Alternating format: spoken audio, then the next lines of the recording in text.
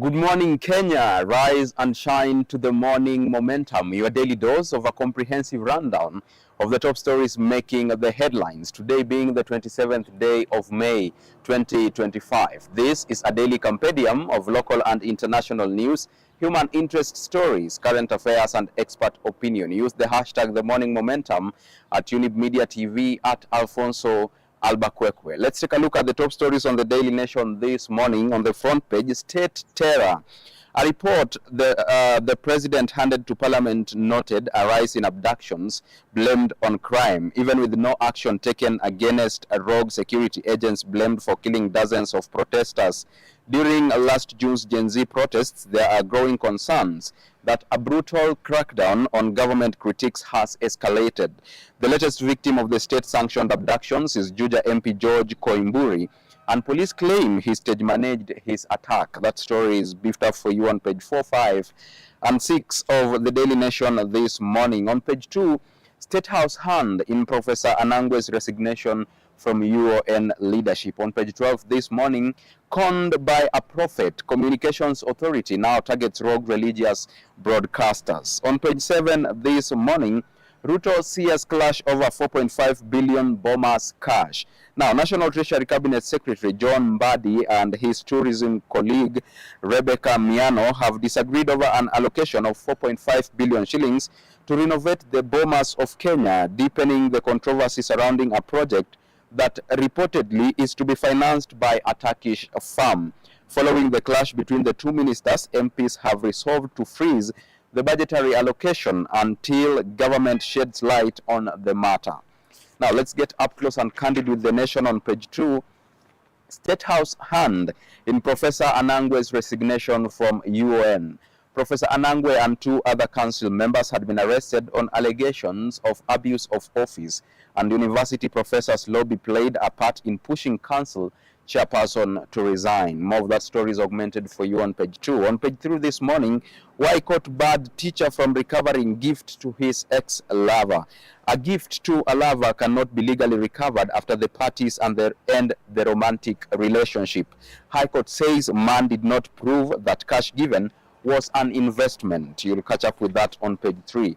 On page 4 this morning, MP was tortured by professionals, Gachagua claims. Now, police spokesman Mushiri denies the government was involved in the abduction of the Juja lawmaker. Koimburi admitted to hospital after being found in a coffee plantation. That story is beefed up for you on page 4 of the Daily Nation this morning. On page 5, reading from the same script, Ruto's walking Moi's footsteps, the torture and abductions playbook. Now, MP Koimburi's abduction comes 2 weeks after the president promised an end to it. It has resurrected memories of the repressive post-1982 coup era when paranoia gripped the Nyayo regime. Let's delve into that a little bit. Now, the broad daylight abduction of Juja MP George Koimburi has not only jolted the nation but also resurrected memories of the repressive post-1982 coup era when paranoia gripped the Nyayo regime. In the wake of the Gen Z wave of anti-budget protests, it now appears that President Ruto's Kenya Kwanza administration is opting for abductions, kidnappings, and enforced disappearances as political tools to instill fear and suppress dissent. You'll catch up with that on page 5. On page 6 this morning, Koimburi's troubles and ordeal in captors' hands. Police spokesperson alleges that the MP is whipping up emotions ahead of arrest for forging papers. Former DP says the Juja lawmaker was tortured by his abductors. Now, associates of Juja MP George Koimburi, whose family say was abducted on Sunday and dumped in a coffee plantation yesterday morning, have retraced his troubles to last Friday. The MP was issuing bursaries at Gachororo Primary School on Friday last week when, according to his aides, he suddenly took off on a motorcycle after saying that people believed to be security officers planned to accost him. His handlers then told reporters in Juja that the government should explain why he was being hounded. On page 7 this morning, 2 ministers disagree over 4.5 billion shillings for Bomas upgrade. Now, Turkish firm in public-private partnership Bomas renovation deal. Mr. Mbadi wrote to Ms. Miano asking her to ring fence amount from Tourism Promotion Fund. Now, the two CSS have disagreed over an allocation of 4.5 billion shillings for the renovation of the Bomas of Kenya, adding to the controversy surrounding the project reportedly to be financed by a Turkish firm. The disagreement between National Treasury CS John Mbadi and his tourism wildlife counterpart Rebecca Miano has exposed the infighting in President William Ruto's cabinet. MPs have summoned the two ministers to shed light on the controversial financing of the project. That story is beefed up for you on page 7. Let's move on and take a look at page 10. Patients suffer as counties threaten mass dismissals of striking workers. 8,571 health workers have vowed not to relent until the promises of permanent jobs are fulfilled. Emergency departments are operating with skeleton staff. Maternity wards are also struggling to deliver basic services. The ultimatum order for staff to resume their duties in Turkana County, health officials are equally grappling with the same headache, quote unquote, following a consultative meeting on UHC staff held on May 6th. Let's move on and take a look at page 12. Sacred Swindlers Exposé. Now, CA cracks whip. A ban on gambling advertising was issued by the Betting Control and Licensing Board on April 29th. Investigative piece has sparked public outrage over the manipulation of faith to drive unregulated betting schemes. The Communications Authority of Kenya has responded swiftly to a nation exposé that laid bare the exploitation of religious platforms to promote unlicensed gambling. In a press statement released yesterday, the authority acknowledged the gravity of the revelations, which implicated several broadcasters, particularly Yahweh's Media Services Limited and its affiliate stations, for airing illegal gambling promotions masked as religious content. That story is augmented for you on page 12 of The Nation this morning. Let's move on and take a look at the DN2 article this morning on powering SMEs. It's all about plastic biodigesters. The company is working out a way to recycle the liquid effluent from biodigesters for use in farming, among other tasks that can be performed using recycled water. And that story is beefed up for you on the DN2 article this morning. Let's shift gears and take a look at the expert opinion. It's voter bribery, not philanthropy. Those are sentiments of Macharia Gaidho. And let's make no mistake about it, he says.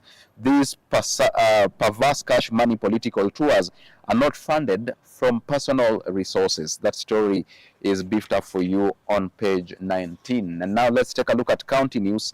In Narok County this morning, light, darkness, then light. Woman has a sight restored. Elderly residents benefit from eye medical camp in Emurwa Dikir. After 4 years of relying on others, grandmother celebrates regaining her sight independence. In Mombasa County, while Likoni residents want gas project halted, a legal dispute is looming over the construction of a 30,000-ton liquefied petroleum gas LPG terminus in Dongokundu, Likoni. Two Likoni residents have sued Taifa Gas Investments Limited, which is associated with Tanzanian billionaire Rostam Aziz, claiming that the project that was estimated to cost 16.7 billion would have adverse environmental impacts. You want to catch up with that on page 21. In Laikipia County this morning, 21 rhinos moved to new home in 14 million shillings operation.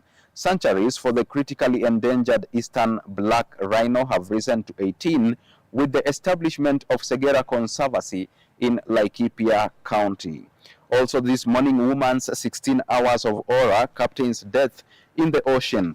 Aisha narrates near-death experience in a boat tragedy that claimed the lives of two others. On Friday, May 23rd, a group of fishers from Narani village in Kilifi North Sub-County disregarded a warning to stay away from the Indian Ocean and sailed into the deep sea at 6 p.m. It was a costly decision because in a matter of hours, 2 lives were lost. The group boarded 4 boats each with 3 crew members despite an advisory given by the authorities on strong winds that were blowing at the coast and in other regions. That story is beefed up for you on page 22. Let's take a look at page 24, the international news. Gaza Aid Foundation head quits as Israeli airstrikes kill dozens. The head of US-backed foundation set to supply aid in Gaza quit unexpectedly on Sunday. Israel has faced a mounting Western outcry this month as its military launched new attacks in Gaza. That story is beefed up for you on page 24.